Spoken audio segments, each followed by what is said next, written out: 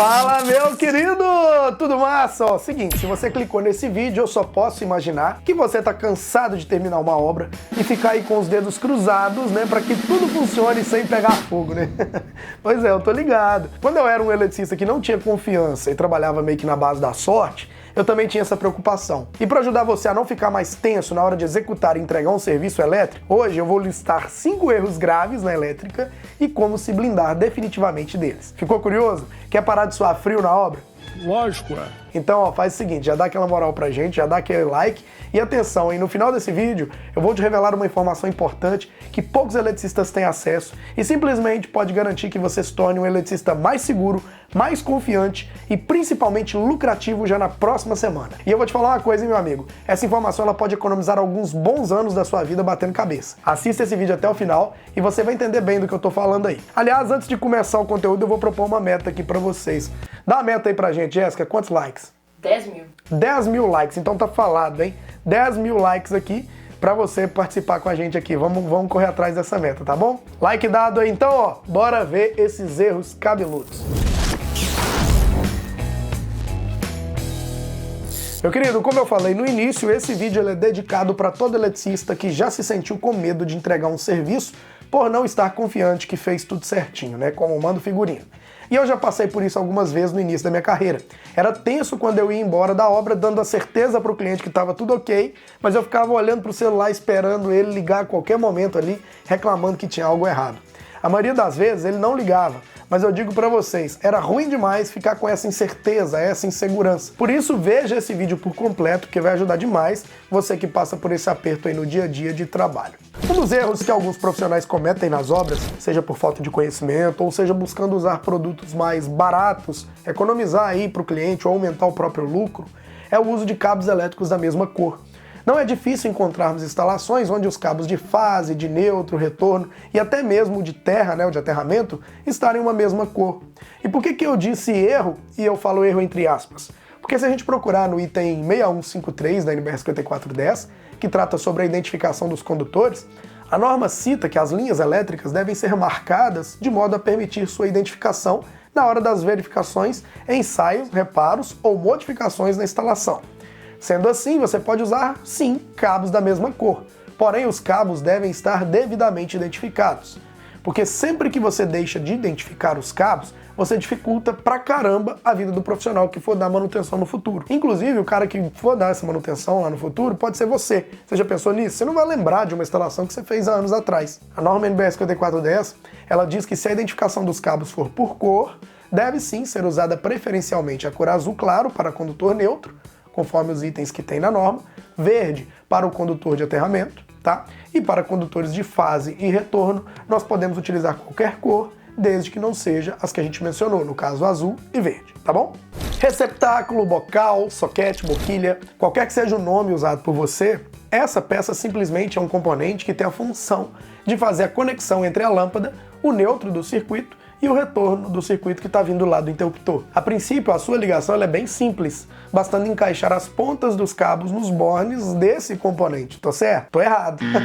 Apesar de parecer simples, esse tipo de ligação ele pode ocasionar um acidente muito grave.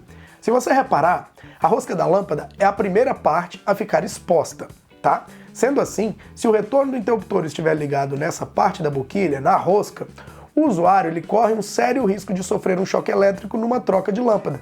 Inclusive, nesse caso, se a pessoa estiver fazendo a manutenção em cima de uma escada, que na maioria dos casos é em cima de uma escada, o perigo aumenta ainda mais. Meu querido, então fica de olhos abertos porque o assunto é sério.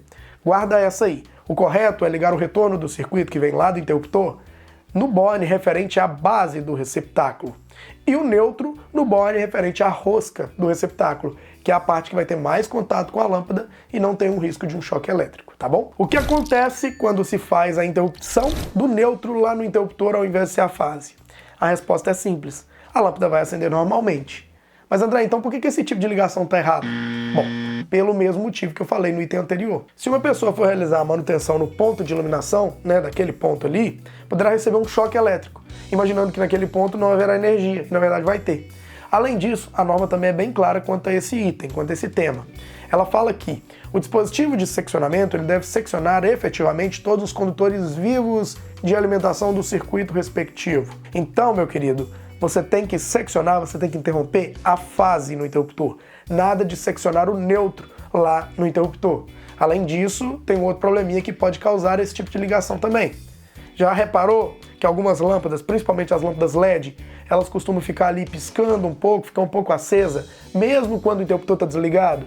Pois é, isso também acontece muitas vezes por causa do seccionamento lá do neutro no interruptor. Nesse caso, você tem, além do risco de, que eu falei antes, de levar um choque, pode ter um aumento no consumo de energia e também a diminuição da vida útil da lâmpada. Ou seja, esse tipo de ligação, ligar o neutro lá no interruptor, traz prejuízo de todas as formas. Então, no interruptor, sempre coloque a fase. Bom, esse é um clássico. Quem nunca fez esse tipo de ligação onde o profissional decapa o cabo de uma forma que ele consiga ligar duas ou mais tomadas ao mesmo tempo? Pois é, essa é uma técnica muito perigosa, já que uma pessoa pode se acidentar encostando na parte energizada. Além disso, a norma tem um item também que trata sobre os princípios fundamentais e ela cita sobre as partes vivas. Ela fala: as partes vivas perigosas não devem estar acessíveis. Então fica claro que essa prática de decapar o cabo e alimentar as duas ou mais tomadas é totalmente incorreta. Nesse caso, você deve fazer um jumper com o próprio cabo, com a isolação dele, ou uma emenda de derivação, ou usar tomadas do tipo monobloco. Lembrando que a emenda de derivação você pode usar conectores também, tá bom? E como top 5, outro erro clássico que costumamos encontrar é ligar o cabo verdinho do chuveiro no condutor de neutro para tirar aquele choquinho ao abrir ou fechar o registro, da água. O condutor de terra ele serve para que, em caso de uma fuga de corrente, ele garanta que essa fuga seja conduzida diretamente para a terra. Então, caso você ligue o cabo verdinho do chuveiro no cabo de neutro, o risco de choque elétrico ele aumenta, já que no caso de uma fuga de corrente, o caminho que a eletricidade procura é o caminho de menor resistência. Então pode ser através do corpo do ser humano se houver um rompimento, por exemplo, do cabo de neutro. E aí, meu amigo, esse será o caminho mais fácil, e já que você vai estar tomando banho e com o corpo molhado, você já imagina o que pode acontecer, né? Você pode ser o caminho mais fácil. Esse erro ele costuma acontecer devido a uma interpretação errada da norma. Ela permite sim o uso de um mesmo condutor, para neutro e para terra, para proteção e para neutro. Ele é conhecido como condutor PAN, proteção e neutro combinados. Porém, para que isso seja permitido, tem um monte de regra para ser atendida, como por exemplo, esse condutor ser separado em dois condutores distintos, ou na entrada da edificação, ou dentro do quadro de distribuição. Então ele não pode, por exemplo, chegar um condutor no chuveiro.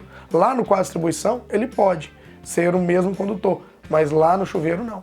Além disso, o uso desse condutor, PAN, a norma fala que a bitola mínima para usar isso tem que ser de 10 milímetros quadrados. Então, não pode ligar o cabo verdinho do chuveiro no neutro de forma alguma, tá bom? Agora fala pra mim, você já conhecia sobre tudo isso que eu falei? Você se identificou com algum erro desses aí? Responda pra mim nos comentários, provavelmente você já fez algum desses erros, cometeu algum desses erros, eu já cometi, então quero que você coloque pra mim nos comentários. Pois é, meu querido, sabendo como evitar esses 5 erros, você já sai muito mais preparado para a obra. Mas existe uma técnica que muda o jogo para todo eletricista. Depois que eu aprendi essa técnica, eu nunca mais precisei olhar para o celular esperando o cliente reclamar de algum problema. Eu comecei a usar essa técnica em toda a instalação elétrica que eu fazia e assim eu passei a voltar para casa muito mais tranquilo e aproveitar muito mais o tempo que eu passava com a minha família, sem precisar ficar grudado no celular ou morrendo de medo de ter dado algo errado na obra. E eu gravei uma aula prática mostrando como que eu usei essa técnica para refazer a elétrica inteirinha de uma casa de mais de 100 anos. É isso mesmo que você ouviu.